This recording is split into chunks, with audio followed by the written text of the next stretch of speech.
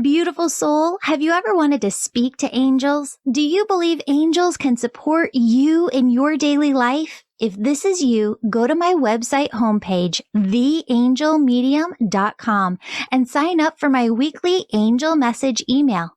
As a gift for signing up, I'm giving you access to free resources, including 31 healing meditations that, if you do daily, are going to help you hear your angels and your own intuition more clearly.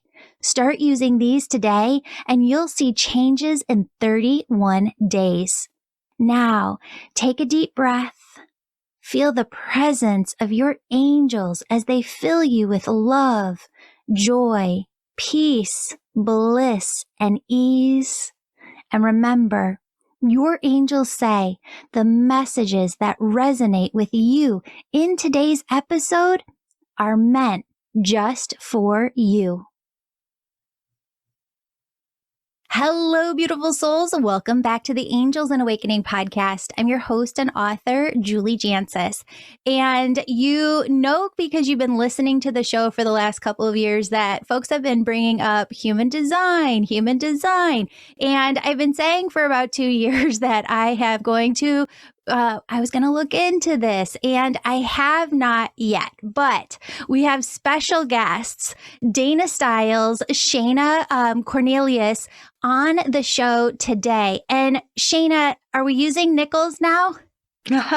Well, sometimes yes, sometimes no. Okay. Going by Shayna Cornelius Nichols, long form, but Shayna Cornelius everywhere else pretty much. Okay, perfect. Because Shayna just got married. So congratulations, Shayna.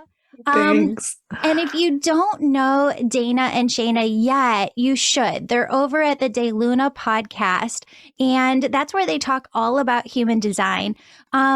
Friends, I typically ask Spirit, whether or not I should prepare for an interview, how I should prepare for an interview. This one was easy because they said, just come in with your birth chart information and let's talk about it here today, fresh for the first time.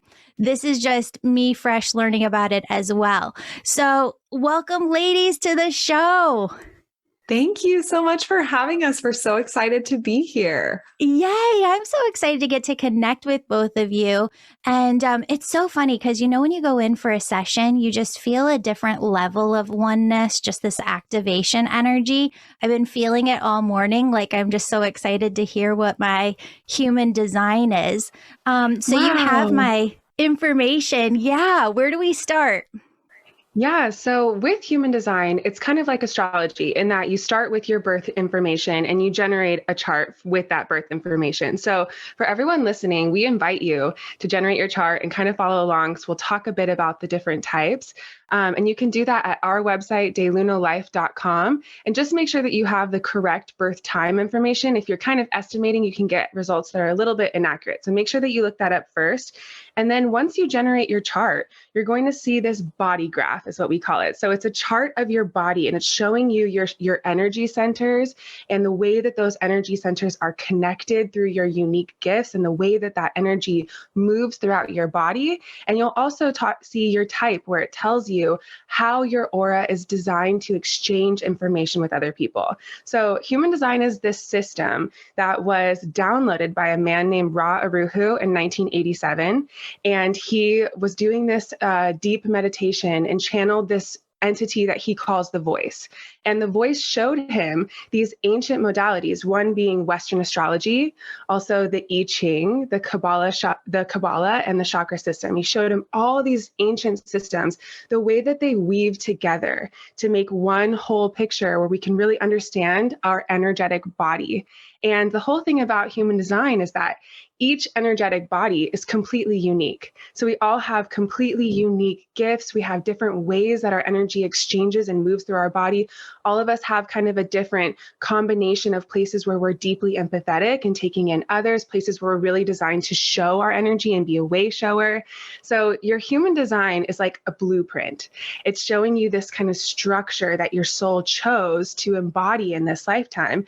And by understanding what your chart means, it really can help you navigate navigate life to where you come into personal alignment and you understand how to interact with people in a way that's going to feel harmonious for both people. And also you understand how to make aligned decisions that are going to align you with kind of your purpose and your soul path. So what we love about human design is it's so deeply complex. Like there are layers upon layers. Like we could talk about your chart for 100 years, but there's also really simple takeaways. So we call it your strategy and your authority. And based on which type you are, you have these two things that you can focus on. Your strategy is the way that you use your energy so that you can really be harmonious with the people around you and engage correctly for your energy type. And then your authority is your decision making. So when big life decisions come, you know how to access your internal guidance system, your internal intuition, and you know how to access that with confidence. So you can really make that decision using your body's wisdom instead of having your mind kind of counteract. So there's lots to explore, but today we'd love to talk about the 5 different aura types and dive into like how people can kind of use this blueprint to start experimenting and seeing if this really makes them feel like life feels more in alignment and easy for them. That's incredible. So what are those 5 different auric types? Yeah. So first there's manifestors, which manifestors are one of the more rare of the 5. They're less than 10% of the population. And manifestors have a very powerful aura that when they walk into a room, they feel very impactful and very inspirational, but their aura is designed to be closed. And this is because as a manifestor, you are designed to be independent. You are designed to bring new things into this world. Whatever you really want to do, whatever you really want to say is what you're here to do and say. You're designed to have a lot of freedom, and you're designed to be a fire starter that initiates change and impacts change in other people. So as a manifestor, you have this kind of closed sort of energy in your aura to protect you from outside influence. It's really like, so you can listen to, what do I feel called to say? What do I feel called to create? So it's amazing that you have this aura. It's working for you. But when you're interacting with other people, they feel that you're so powerful, but they also feel this kind of closed sense where they can't quite read you energetically the way they're used to reading other people. So in order for a manifestor to create more ease and harmony in the way that they move through the world, they can lean into their strategy, which is informing, letting people know what's going on internally. This is what I'm thinking. This is what I'm feeling. This is what I'm dreaming of doing. And by using their voice, they open up a window in this closed aura so people can understand them and get on board. And when a manifestor does that, people get really rallied and excited about what they're wanting to do and what they're wanting to create. Whereas when they're not informing, they can feel a bit unexpected and people can give them kind of some resistance or pushback. So for manifestors, they're really designed to have peace. That's like their signature theme as they move through life. It's like, I'm doing whatever I want. I'm creating whatever I want. I'm initiating the world. I'm saying what I want to say.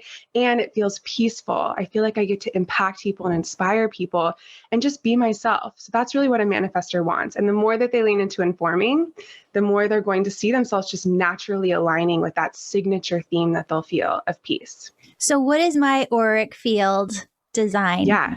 So yours is the next one that I want to talk about, which is called a generator. Okay. And as a generator, generators are about over 30% of the population. And generators have a warm, open, enveloping aura. So when people are around a generator, we love getting to spend time with generators because when they are doing what lights them up, they emit this frequency that feels like a nurturing, warm hug. And really what they're doing when they do something that they love, their body generates more life force energy that spills out of their aura and infuses and wraps other people all around them in their warmth and their light and their excitement for life and this feeling of creative expansion.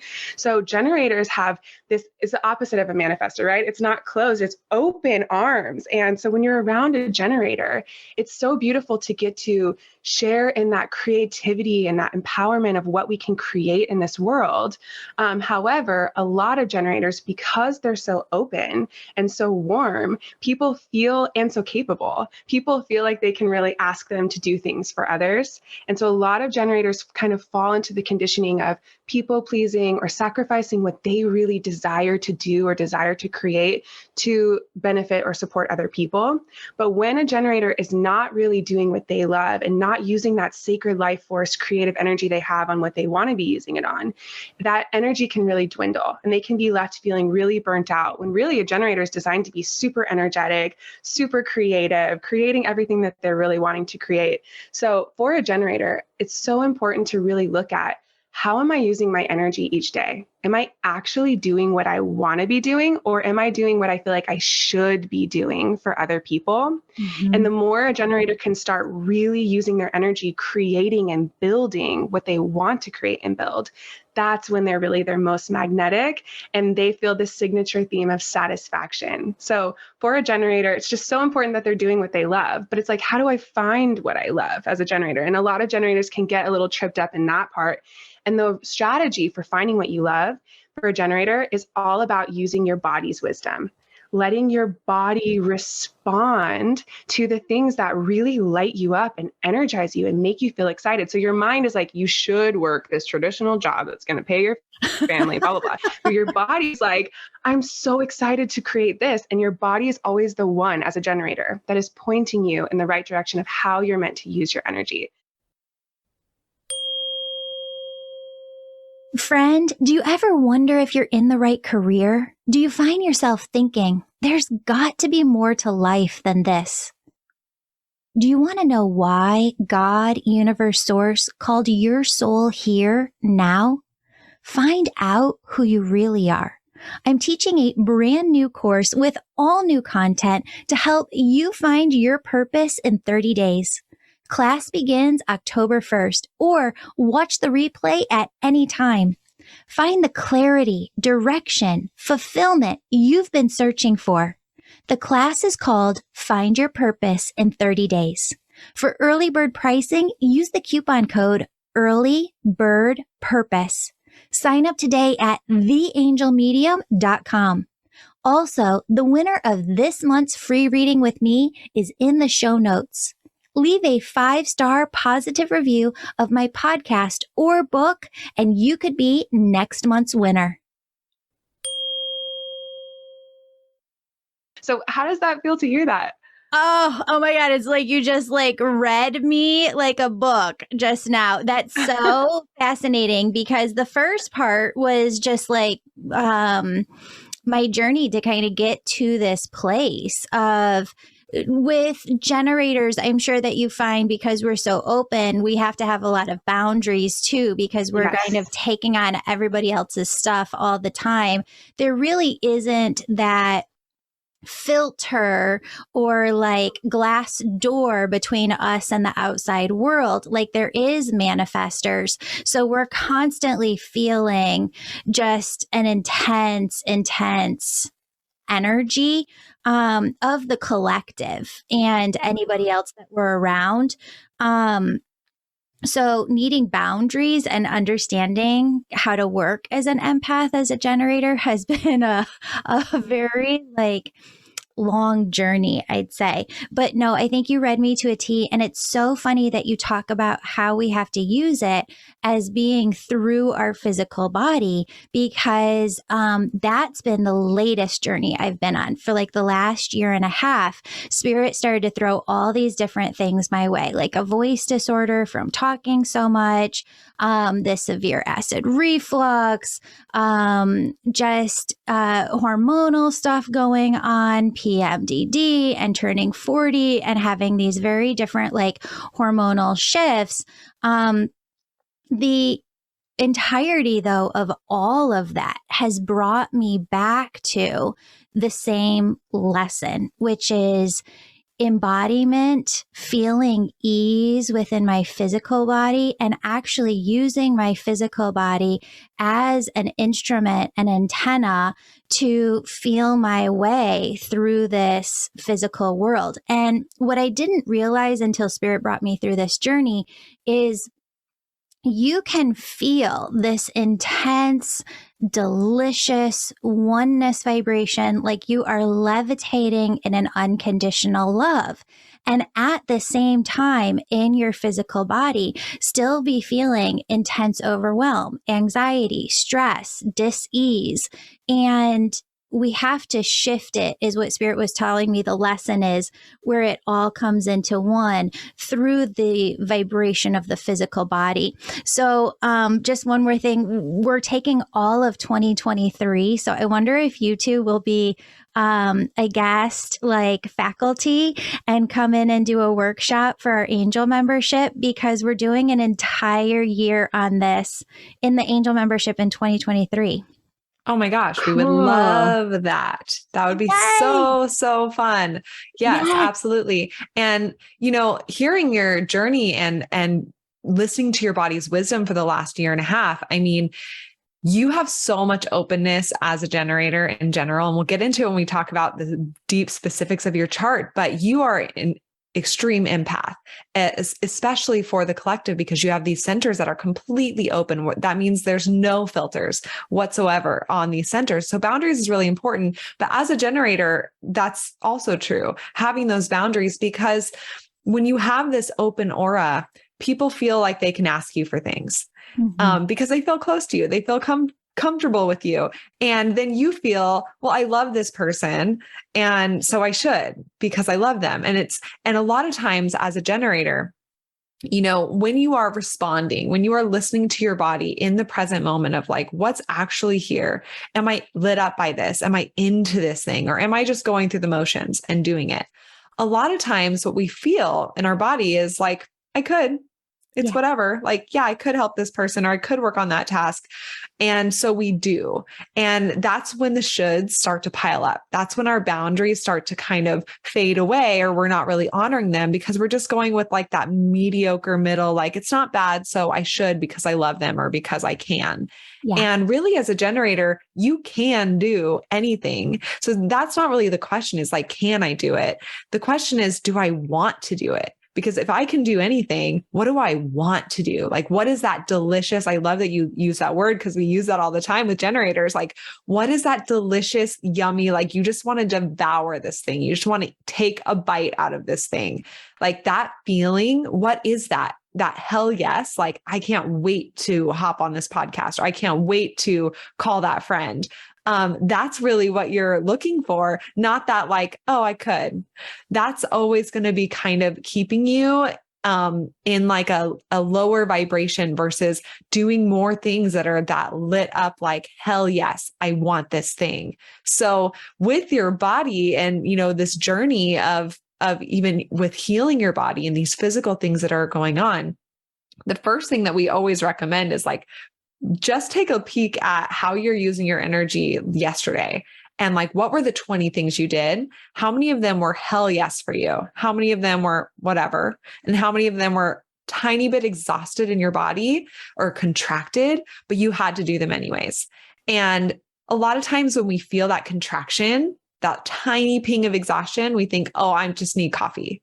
And really, it's your body saying, I don't want to do this right now in this moment. And so the more that you can pay attention to those subtle body signals, as a generator, your body is your biggest compass. And those subtle body signals that you feel are always guiding you towards divine timing. So it's just starting to pay attention to those pings, which I feel like you've really been doing, which is just amazing to hear you reflect back basically what we talk about as being a generator. Like so validating. So for, when you start a business and it becomes successful, you do have these openings that become like these opportunities that kind of come to your path. And I have been so blessed over the last year. Something that you said totally ties into an aha moment from yesterday, which I'm getting to, which is the blessing has been having these folks come into my life to mentor me. And I've had some great, great mentors come into my life who in the city of Chicago they have businesses that make over $10 million a year, and I've been working with them for 8 months. We're recording this over summer 2022. And I just got to a point yesterday in a mentorship meeting with them where the light went on in my head. It was like this ding, ding, ding, aha. You're coaching me to try and get to this dollar amount. And I said, throw all of that shit out the window.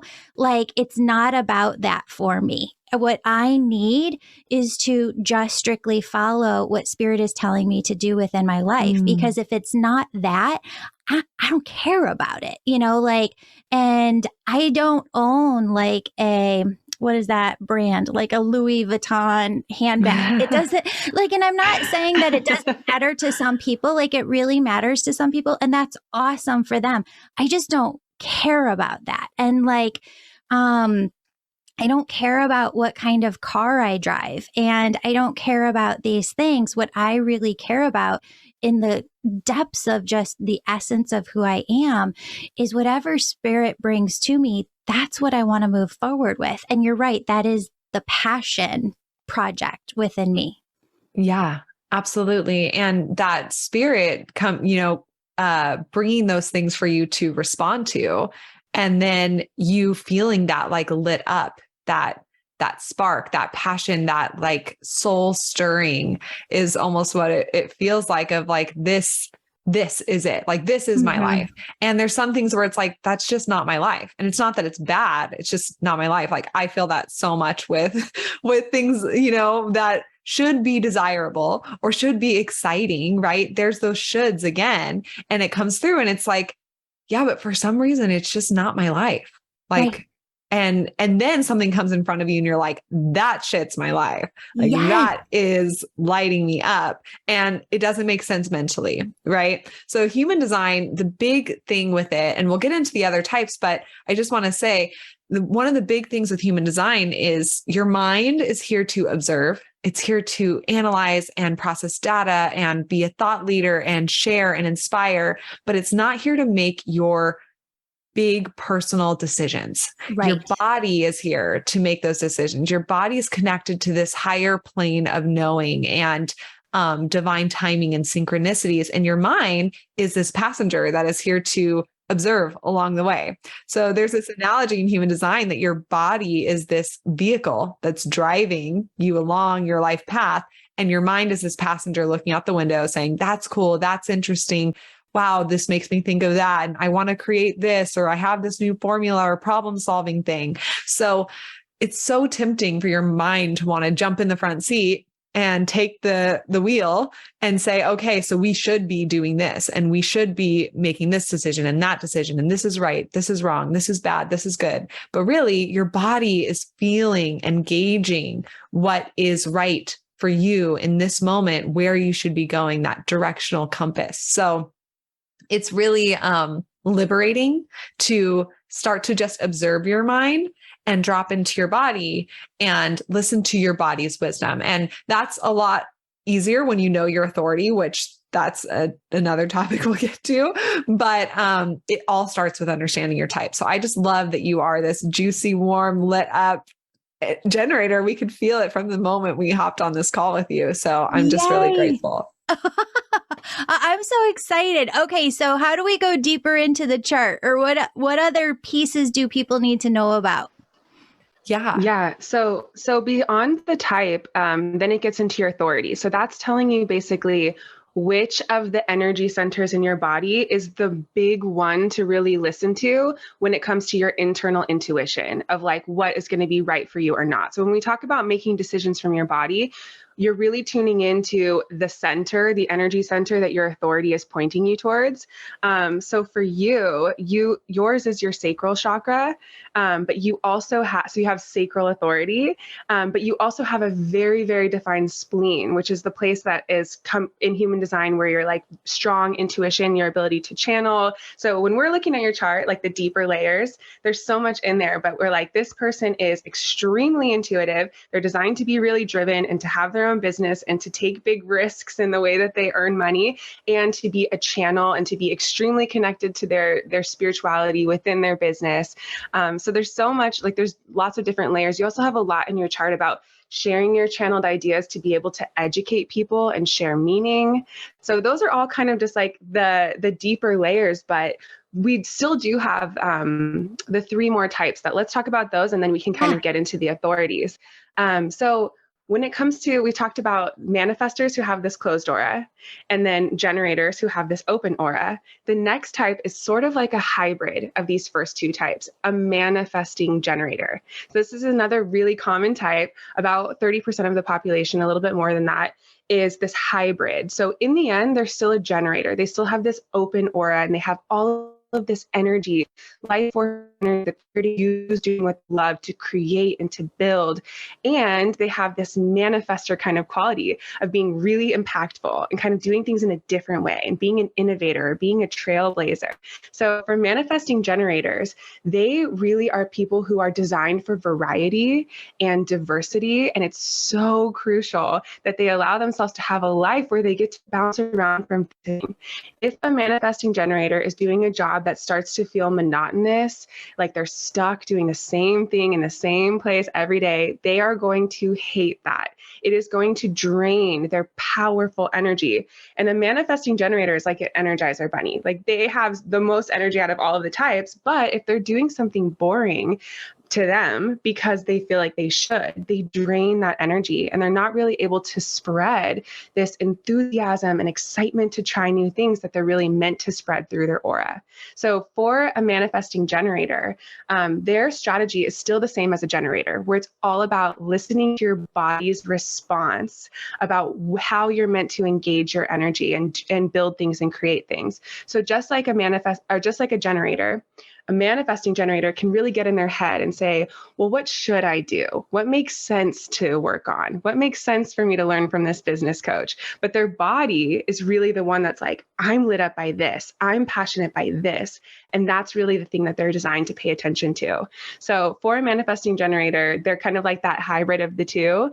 But my husband's a manifesting generator, and the second that I learned about this, I was like, you need to just open up your field and like allow yourself to have more freedom and explore and try different things. And the difference between a generator and a manifesting generator is that like a generator can be a little bit more singular in their focus. Like they find their mission or their path, and they'll still have a little bit of variety, but they're really wanting to hone in on that and become a master, like an authority in that field on that thing over time. Whereas a man gen is like, has 3 careers all at once and is like bouncing from different things and needs that variety. So big permission slip for anyone listening. If you're a manifesting generator, just know that doing one thing, if it ever feels boring for you, that's a signpost from your body that it's time to pivot in some way.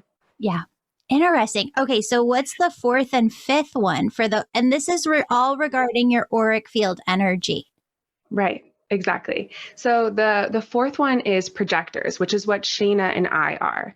Oh, I am. So projectors are individuals who have this aura that is penetrating and focused. So they really are designed to see into the other. And they are what we call a non-energy being. So projectors do not create as much or generate as much energy to build things and to create things. They're really designed to guide the energy use of others. And so as a projector, you're designed to be a guide. You're someone who can see other people really clearly, and you're designed to help people become a more authentic and efficient version of who they are. And the way that projectors can see into people, they also can see into businesses or systems. So these are people that can always see what can be tweaked to make this business or this process more efficient and more aligned for everyone who's using it.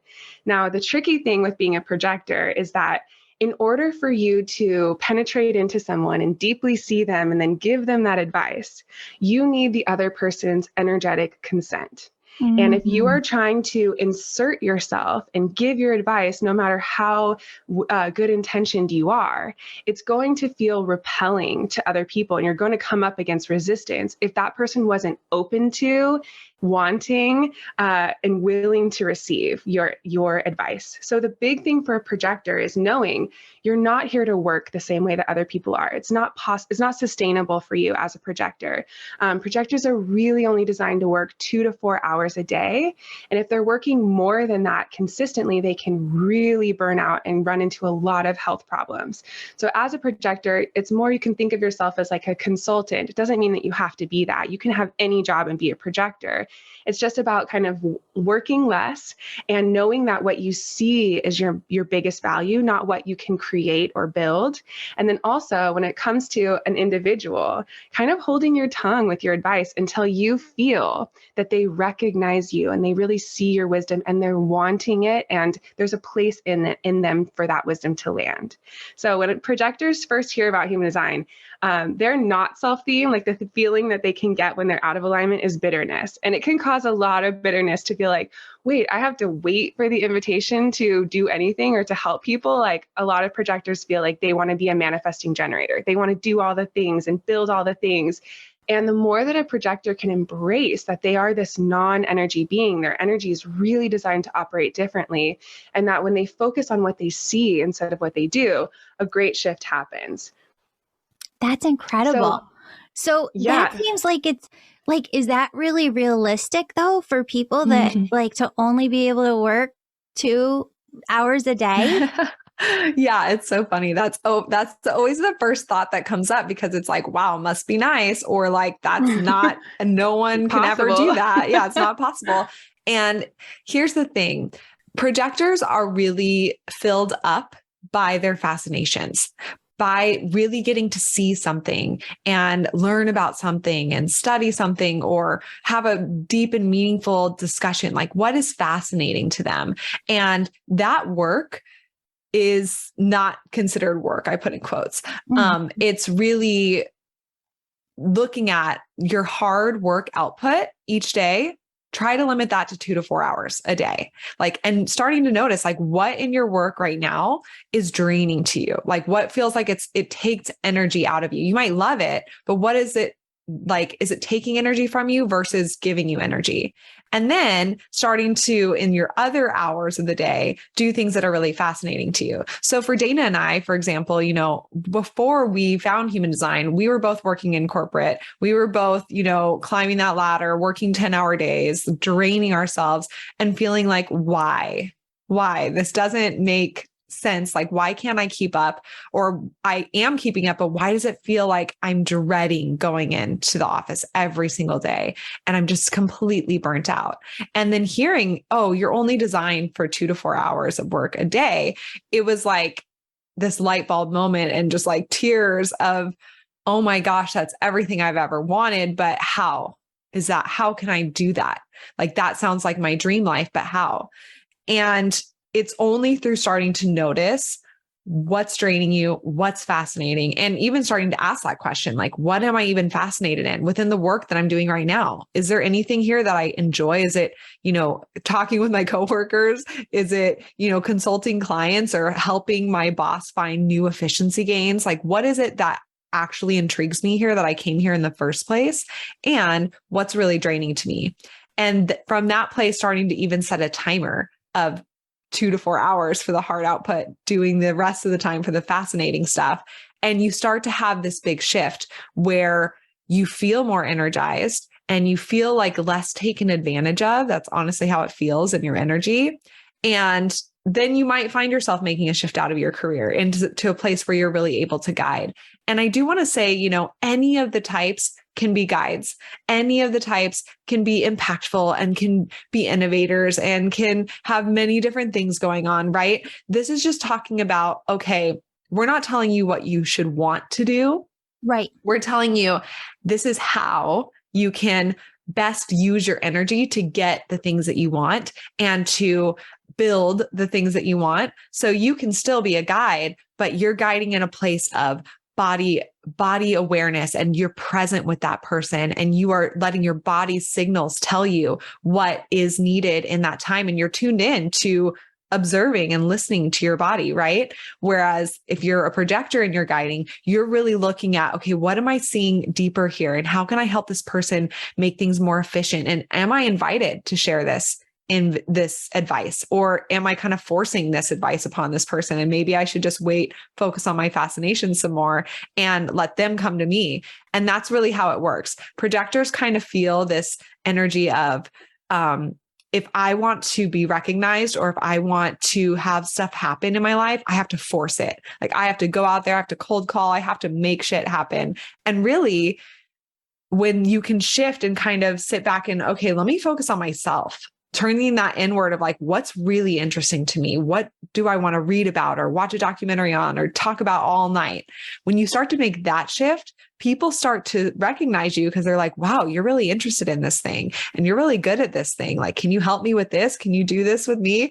And then those invitations start rolling in, and then your insight and advice goes so much further than you trying to force and like push that advice on other people. So it's a shift in using your energy correctly for your energetic body, but still ultimately reaching your main goal of whatever that is. Yes. So we're not saying if you work, a job that's 8 hours a day, don't go work that job anymore. Look at that job. Look at the pieces of that job that are really draining you. Look at the pieces where it's intense work. Focus on that for 2 to 4 hours and then really kind of manage your schedule around that so that you're bringing so much more peace and you're living in a way that energizes your body instead of completely depleting it.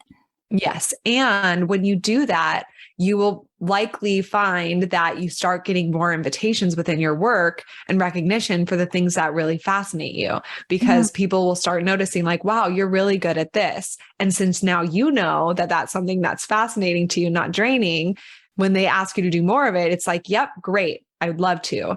Or you might find in this process that actually this job isn't really aligned for me, but now I have insight on what is, and it's not so scary making that shift.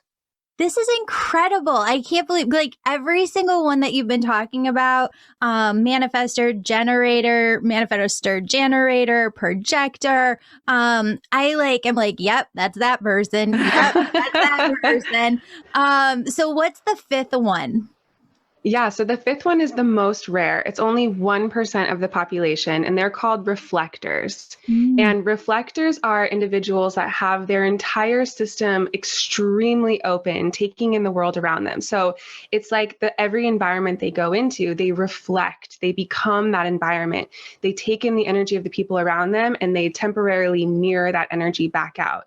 So reflectors are the most sensitive, but they also have the potential to be the most wise because they're so open. They take in every single person and they can feel and gauge within their body what is healthy, what is working, what is not. So for our reflectors in our environment, we can really look to them and see, how is this person doing? If they're doing well, then we know that we're all doing well as a collective because they are reflecting us. If we look at our reflector children, for example, and we see that they're having health issues, they're not sleeping well, we can really look at that as a gauge. And to help that reflector, we can become more aligned with our truth and our healthiest, authentic version. So as a reflector, you have this very special and rare role. And reflectors are the only of the 5 types that they are very connected to the moon. So the other 4 types are really connected to the sun, and the sun transits really come into our body and affect us. But for a reflector, they're extremely connected to the moon. And so their strategy of moving through the world is actually connecting deeper with the moon cycle and giving themselves an entire moon cycle to feel their truth in their body before they make a big life decision. So for reflectors, it can feel like that feels impossible. Like, how am I supposed to give myself an entire month, an entire 28 days from full moon to full moon to decide on this job opportunity? But when they give themselves permission to really slow down and to get in that rhythm and in that cycle, they actually end up attracting the things that are right for them and that are going to give them that a proper amount of time. So for any reflectors, it's just really important that they're aware of the fact that they are like a sponge, they are like a mirror, but that they also have this ability to take things in and learn from it and then clear their energy at any time. So all of us, no matter what type you are, we have these parts of our body that are extremely empathetic, just like a reflector. So if you're hearing this and you're like, well, I feel sometimes like that when I walk into a room, like I feel like I'm taking that energy in and mirroring it. It's because all of us have that in different varying amounts in our body. So for you, Julie, even though you're a generator, you have some serious places of empathy and openness that is like like a mini little place where you're a reflector in your own body. And all of us have that. So one of the things that our chart can show us is what are the different areas that I'm really designed to take in other people. And that can feel a bit overwhelming sometimes. But then once we have the awareness, we know how to use that to really guide those people and have that discernment and have that understanding for others. Oh, fascinating. So you have the auric field piece to human design. You have the chakra piece. There's a chakra piece, right? Yeah. And then what are the other pieces? Yeah, there's the Kabbalah tree of life. And that is when you look at your body graph, it's the lines connecting all of your chakra centers. Those are your channels where it shows us how energy is flowing from one chakra to the next and what your gifts are based on those specific channels.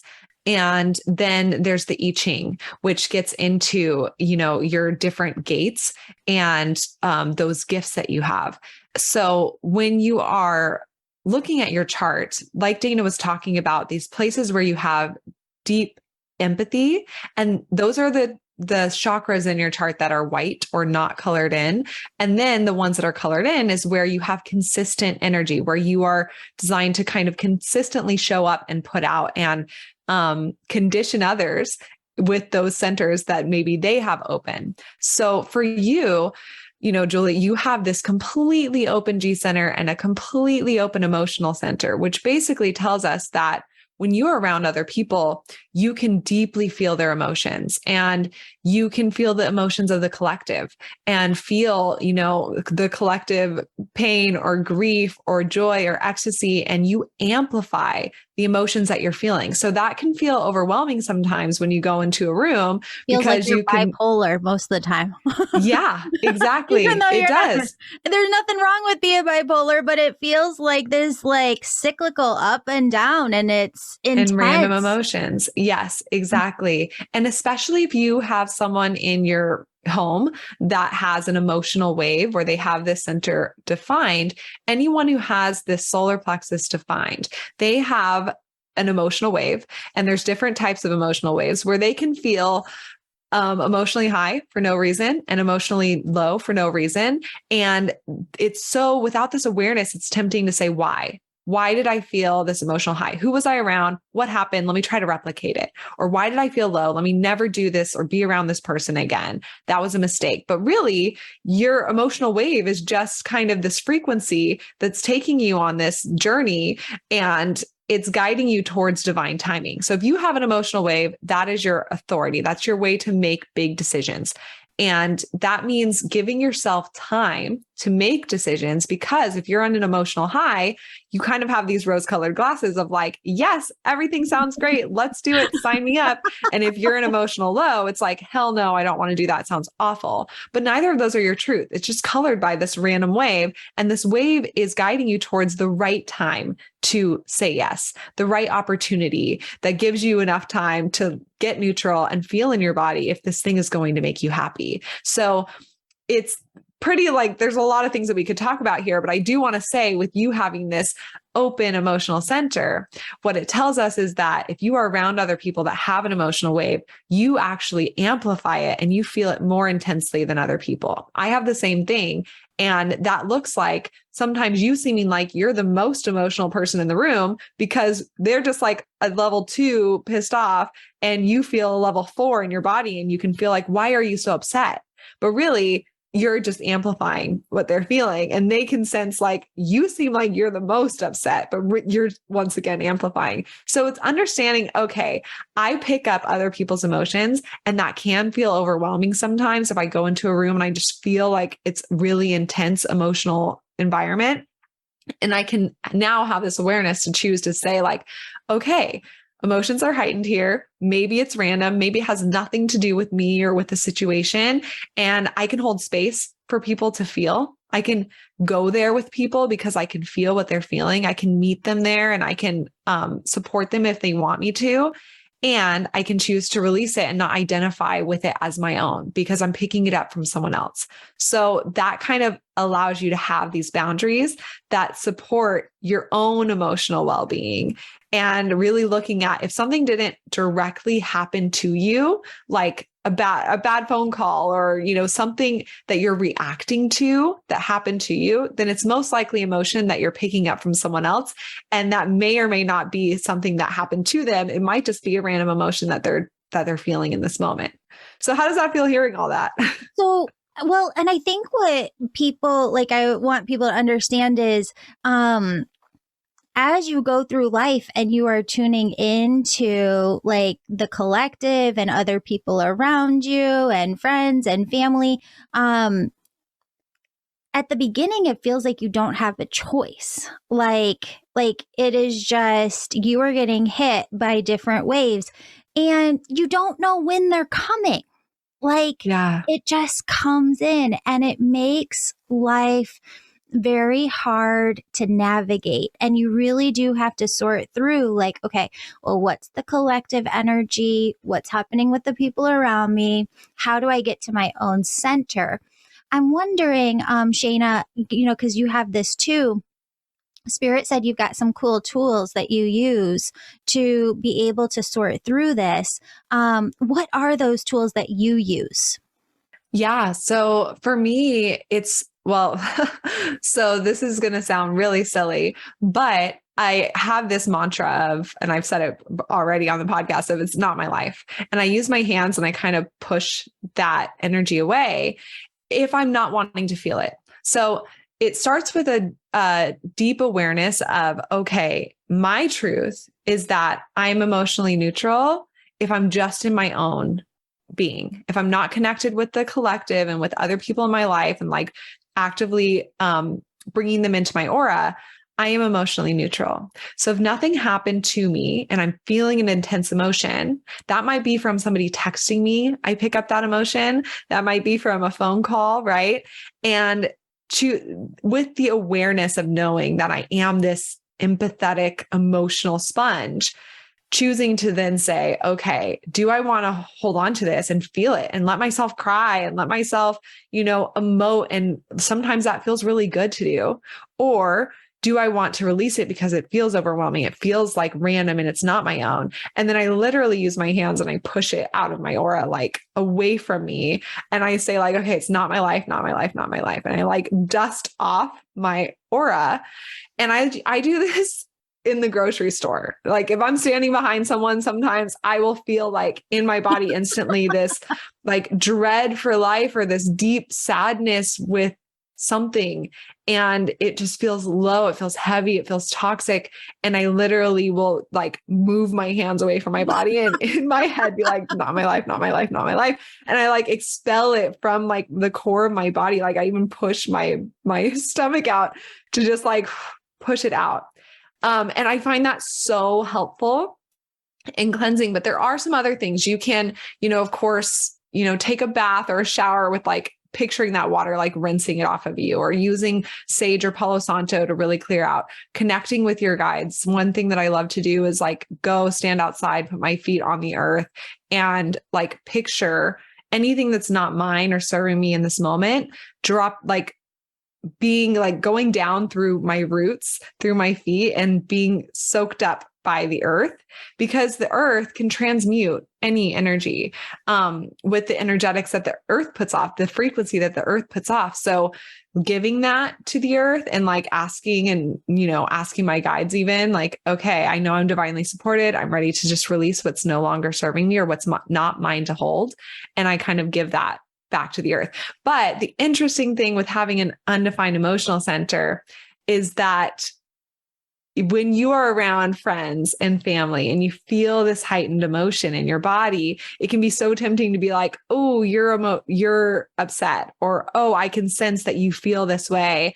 And that can be really repelling, especially if you're a projector. So knowing that it's not about fixing people's emotions that you're feeling, it's about feeling them and then releasing them, or just holding space for them. If you're a parent and your child has an emotional wave, instead of saying why are you so upset? Instead, feeling that they're upset and saying you know what, let's just watch movies on the couch tonight. Or why don't you go into your room and draw or what do you want to do? What's going to feel the most supportive for you right now? holding that space for people to feel their emotions without feeling like emotions have to be scary. That's also a good place where you can hone your wisdom around emotions, because emotions, I mean, this is such a big topic. We've had so many discussions on this, because emotions, whether you have this emotional wave or you have an undefined emotional center, this is a huge place where we are designed to navigate moving forward into this new paradigm of really understanding ourselves deeper in this human experience of what are emotions telling us, how are they guiding us, the depth of our emotions, not being afraid to feel them and let them connect us more deeply as beings and spiritual beings. I mean, emotional intelligence is like the biggest thing that we're cultivating right now. And it's so powerful. And it's not just that, but the Seraphim have been talking a lot lately about what it actually means for us to be creating the new system. And through us, like really tuning into this within our own bodies and understanding this and slowing down and working with our energetic systems, it's really aiding the process of how we're building the divine feminine coming in and utilizing the divine feminine, and not just being like a woman in corporate America who's going from the same paradigm of patriarchy and that power form, but really creating an entirely new system. And what the Seraphim have been saying is that it cannot be intellectualized. We're not going to create that system through the intellect. We can't think our way to it because we haven't experienced it yet. The new system is brand new, and it's actually being birthed through us individually right now. And that comes from us really tuning in to the physical body, each of us ourselves. Wow. Yes, absolutely. Yeah. Oh, I have full body chills. Me too. That is so just resonant as such deep truth. It's so cool to hear that. Yeah. Okay. So you guys were talking about the authority, the sacral and the spleen. What do I need to know about that? Yeah. So first of all, I want to say, I know we've talked about a lot of things. If someone's listening and they're brand new, it can be like, where do I find this on my chart? And how do I know? So I just want to say that on your chart, you'll also see written categories, right? Not just the body graph, you'll also see written categories. What we really want you to look for there is type, and you'll see if you are a manifestor, a generator, a manifesting generator, a projector, or reflector. So that's the first place you can look to make sure that you are following along with which one you are. And then the second place we want you to look is next to what it says near inner authority. So you'll see it written out. You'll either have emotional authority, sacral authority, splenic authority, ego projected, ego manifested, self-projected, mental, or lunar. So there's 8 different ones. And we'll talk about the most common ones because about 50% of the population is going to have emotional authority. So if you have emotional authority, it'll say that right there in that category. And if you have emotional authority like I do, then you have an emotional wave. This emotional center we were just talking about will be colored in on your chart. And this means that the number one center, energy center for you to pay attention to really feel your internal guidance of what's going to be right for you in your highest path, on your path of purpose. You tune in to feel what is going to make you happy. And the way that you do that is by riding out your emotional wave, those highs and lows that you'll feel just completely randomly, making sure you get to a neutral place, and then feeling still in your body, feeling, when I picture myself doing this thing, do I feel sweet emotions? Do I feel this feeling of happiness in the cells of my body? And if so, you know that that thing is right for you. So you're really looking for that emotional happiness and depth, but only when you're neutral. So the big trick for people with emotional authority is if someone says, hey, do you want this job? It's important that you say, thank you so much for this opportunity. Can I sleep on it and get back to you? And that can feel terrifying to do because we've been very conditioned that if we don't say yes right away, we're going to seem like we don't know what we want, or we're going to seem like we're not confident in our decision. But if you have emotional authority, you are someone who is designed to give yourself time for big decisions. And if you try to force yourself to make that decision in the present moment, your emotions might color your reality. And you might make a decision that doesn't really feel like your truth, that later on you regret. So about 50% of the population needs time to make these big life decisions. They need to sleep on it. And knowing that is crucial, because then about the other 50% of the population maybe doesn't need time in that way. Right. So the next most popular authority is called sacral authority, which is what you have, Julie. So people with sacral authority, for a big major life decision, do I want to take this job? Do I want to buy this house? Do I want to get married? Whatever these big life decisions are, you are able to tune into your body's intuition and feel your truth instantly. So you are designed to be spontaneous and to really trust your body the first time that it tells you what you want or what feels right. So for people that have sacral authority, that common, like, trust your gut, trust that instinct that comes up right away in your gut, that's going to be what's really right for you. So with sacral authority, what you're really looking for, like the leading feeling in your body, is like, do I want this? Is this a hell yes or hell no? Do I feel energized and passionate, like my body is into this thing? And the big thing for sacral authority is watching out for mediocre stuff, the in between hell yes and hell no. So let's say someone's like, do you want to start this business with me? And you're like, well, kind of. That's a no for now. Wait, let it come back around. Maybe in a year from now, maybe in 6 months from now, it'll change, or maybe not. But if you don't have a 100%, everything in my body says, hell yes, I want that, it's a no for now. And trusting that spontaneity and not second guessing yourself and not getting in your logical head and questioning, that can be really maybe the challenge or the journey for people with sacral authority. Okay, so Spirit has been talking to me about this all summer. And here's what they say is that the energy within your auric field and chakras and within the physical body can all align instantaneously to give you that hell yes. And that is activation energy, right? When everything is just activated into the yes. And I talk about this all the time. Like, if I am a no, I know I'm a no. If I know I'm a yes, no, I'm a yes. There is that middle ground though, where you just don't know. And I do not take action on anything anymore when it is the middle ground, because I have learned over the years exactly what you just said, Dana.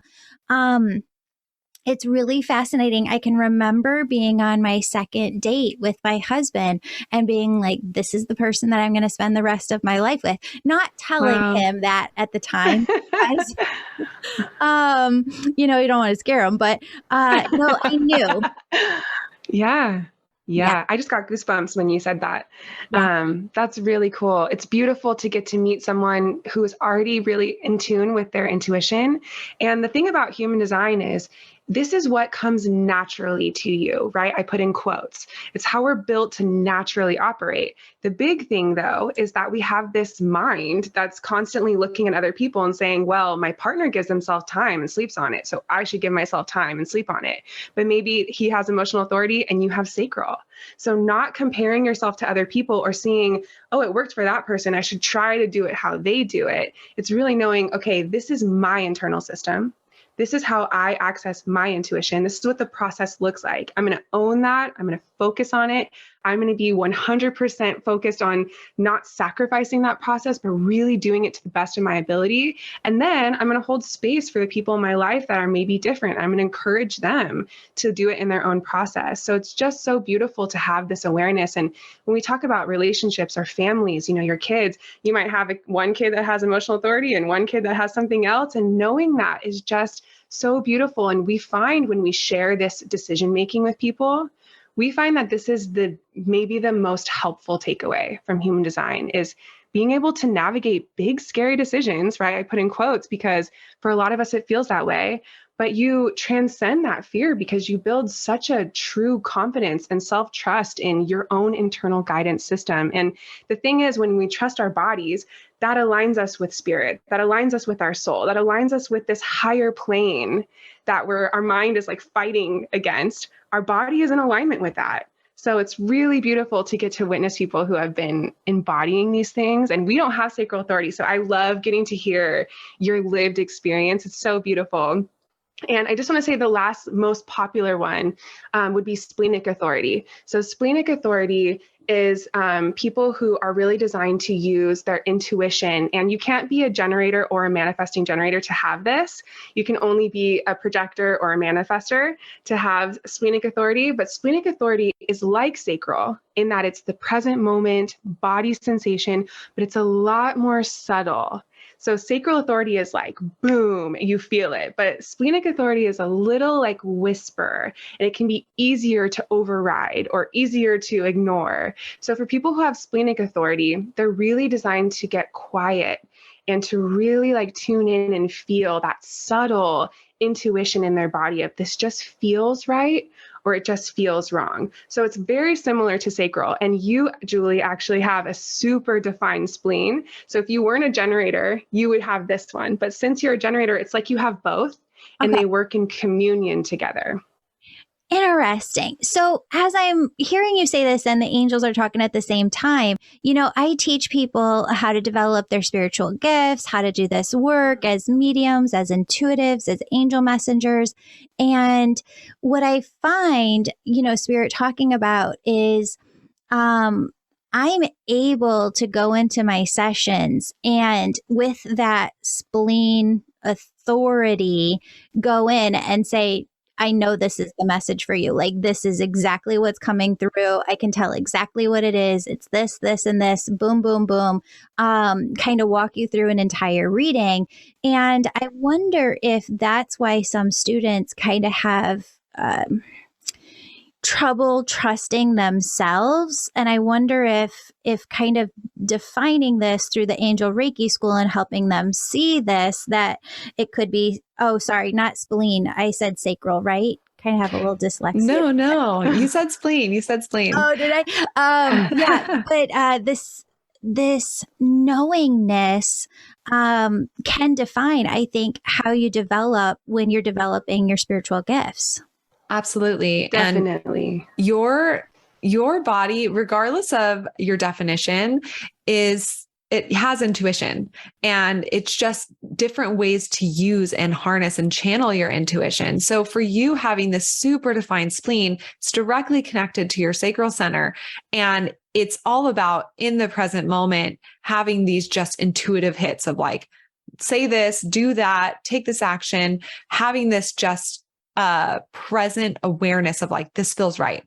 And just knowing, right? And for people like Dana and I who have the center completely open or just open, our intuition is more about other people, sensing, this person is sick or unhealthy or has some toxic things going on in their body. So it's almost like I'm feeling this person and now I'm getting an intuitive hit, versus for you, it's I'm with this person and I'm getting these intuitive hits that are consistent. Yeah. Ours is like more inconsistent and depends on who we're around. Whereas for you, it's always going to have these consistent intuitive hits. And there's just different ways where, like, not just the spleen center, where you can have this intuition. So it's really fascinating to talk about. But knowing, if you have splenic authority, it's that, does this feel right kind of energy? Whereas sacral is, do I want this? And you have both. So, and they're connected. So it's very much like, does this feel right? And do I want this kind of energy? And it's very present moment, spontaneous. It just comes to you. And, for me, I have an authority. It's called G center authority. And mine's all about talking it out and hearing what my truth is. If I'm just mulling something over in my head, I don't know what I want. It's like this mumbo jumbo of information. But when I speak, it becomes linear for me to understand what it is that I want. So having friends that I can soundboard off of, talking out loud to the universe every single day, or talking to myself in my car, to hear what it is that I want. And that process will help me kind of fine tune of, does this feel like it's on my path? It's in my direction, or does this feel like it's a fork in the road? And like, I could do it, but it just feels like it's off path for some reason. So you can just see in these different authorities how different they are, and also how helpful it is, because my whole life before knowing human design, I was always trying to talk to people to hear my truth, but I felt very needy. I felt very like I relied a lot on other people, but really I was just trying to hear my own voice. And a lot of times that comes through asking somebody to talk, versus now I'll just talk to myself all the time and just look like a crazy person. And I'm totally great with it because it just helps me access my truth that much quicker. So I can use that as a form of intuition as well for other people when we're meeting with clients, or having a podcast, or, talking with friends about something really deep and passionate.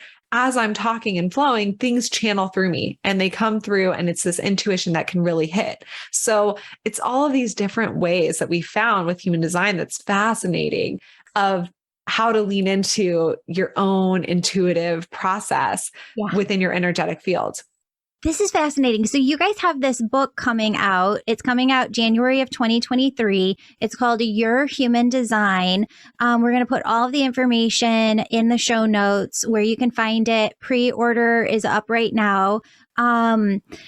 This walks you through every single aspect so that it's really clear to everybody going through it exactly what they are and how to use it and incorporate it into their life, right?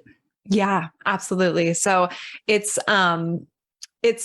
chock full of, recommendations and quizzes and, crystals, essential oils, things that pair really well with your chart, as well as all of the information that you need for having a daily practice of honoring your energy and making decisions that are aligned for you. It gets into some of the deeper aspects like your profile, which is your personality archetype, and how you best learn, how you best teach and share. It gets into your gifts and some affirmations that you can really honor to go from the lowest expression of some of your gifts to the highest expression. So this book is so helpful, and we can't wait till it's on shelves. But if you pre-order, you do get a ton of perks. We have a full human design reader training that we launched this year, and we took a bunch of people to Costa Rica, 35 women, and we trained them. And now we have it as an online course. And so you get entered to win tuition for that. You get an ebook that helps you have some meditation practices that you can start doing right now to honor your design. So there is a lot of free goodies when you pre-order, and then it will be sent to you in January when it's out on shelves. This is incredible. So I'm wondering one more question. That is, with astrology, how things change. Like you can go through a different chapter of your life and go in for an astrology reading, and there's a lot of different things that are coming up for you versus like 5 years earlier. And there's going to be different things 20 years from now. How does human design work in that way? Like, does it change over time? Can you change some of these different things? Or is your human design permanent? Like whatever you find that you are is what you're going to be for the rest of your life? Yeah. So almost always, whatever you are is what you're going to be for the rest of your life. And no matter what changes you go through, this navigation system of here's my strategy, here's my type, here's my decision-making authority, those are always going to stay the same. So we really love that about human design because it's kind of like a lifelong coming into your own, working with these things and really mastering your navigation system. However, just like astrology, there are transits that you go through. So the big ones would be your Saturn return from when you're 27 to 30. Then you also go through your Uranus opposition where you really feel called to step into your purpose in a greater way. That happens around the age of 40. And then there's your Chiron return, which happens at the age of 50. So these are kind of deeper layers of human design that we don't discuss often, but we do go through these different energies, these different cycles, these different phases in our life, but this navigation system remains the same. And so you always have this like grounded center of confident how to navigate new waters that you enter into. This is fantastic. Oh my goodness. Dana and Shayna, thank you so much for being here. Dayluna podcast. Everybody's got to check it out. We'll put that in the show notes below as well. I'm just so excited about the work that you're doing of bringing this information in. I almost want to do like book a reading through you guys for my kiddo because she's just in middle school now. And I feel like she could get so much value. I wish I would have known all of this so many years early. Yeah. It's such a beautiful gift, and using it with your family and understanding the dynamics of your kids, it's so exciting. And we love getting to witness how kids respond to it. In our experience, they respond with such resonance and such excitement that they have this like empowerment and this level of understanding. So it's really fun to get to explore with kiddos. That's so exciting. Thank you so much for being on the show today. Where can people best find you? Yeah, thank you so much for having us. This has been so much fun. And people can connect with us on our website, daylunalife.com. And they can go to our Instagram at Dayluna. And of course, they can find us on our podcast, the Dayluna Human Design Podcast. Love it. Beautiful soul, thank you so much for joining me today. My name's Julie. You know I'm all about connecting you with messages from your angels and loved ones on the other side.